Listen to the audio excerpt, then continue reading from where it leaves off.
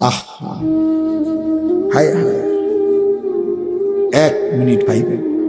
কোনো এক বেনামাজি কেউ যদি এখানে থাকো ভাই, 1 মিনিট ভাইবে, আজকেই ভাইবে, ঘুমাইবার আগেই ভাইবে। নবীজি জিজ্ঞেস করবে, উম্মত, আমি 23 বছর উম্মত। হাসরের ময়দানে নবী বলবে, আমলনামা দেখাইয়া বলবে, প্রত্যেককে সুপারিশের জন্য নবীজির কাছে চাইতে হলে আমলনামা জমা দিতে হবে। ওমা, সুপারিশের কোনো কাগজপত্র নাই, কথা কোনা, কোনো নিয়ম কানুন নাই নাকি?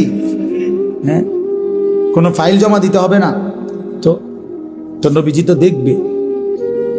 নবীজির সামনে তো আপনাকে বলতে হবে, ইয়া রাসূলুল্লাহ, এই যে আনিসুর রহমান আশরাফি, এইটা আমার ফাইল, আপনি দেখেন, আমার জন্য একটু সুপারিশ করেন আল্লাহর কাছে। আল্লাহর নবী দেখবে 30 বছর সুদের ব্যবসা, 60 বছর বয়স, 60 বছর পর্যন্ত বিড়ি সিগারেট খাইয়া গেছে। 30 বছর, 60 বছর বয়স, কোনদিন গালি ছাড়া কথা বলে নাই। ছেলেটা বেনামাজি, মেয়েটা বেপর্দা, স্ত্রী বেপর্দা।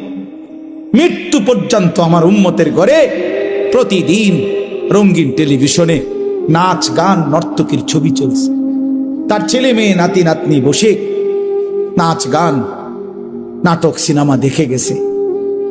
কোনদিন গালি ছাড়া কথা বলে না। হালাল রোজগার বলতে কিছু নাই। ফজরের নামাজ 1000 পৃষ্ঠা উল্টাইও, ফজরের নামাজ বলতে কিছু নাই। আল্লাহর কসম, আমরা উর্দু কিতাবে পড়ছি, নবীজি চোখের পানি ফেলে দিবে, নবী কাঁদবে, আল্লাহর নবী কাঁদবে, বলবে, উম্মত, আমি সেই নবী যে 23 বছর তোদের জন্য কেঁদেছিলাম।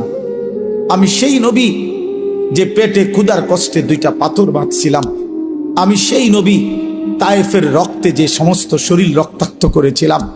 উহুদের দান শহীদ করা রক্ত নিয়ে ময়দানে পড়েছিলাম বেহুশ হয়ে। আমার এত রক্ত, আমার এত চোখের পানি, আমার এত ক্ষুধার কষ্টের বিনিময়ে উম্মত এই আমলনামা, তুমি আমার এত বড় বেইজ্জতি কেমনে করলে?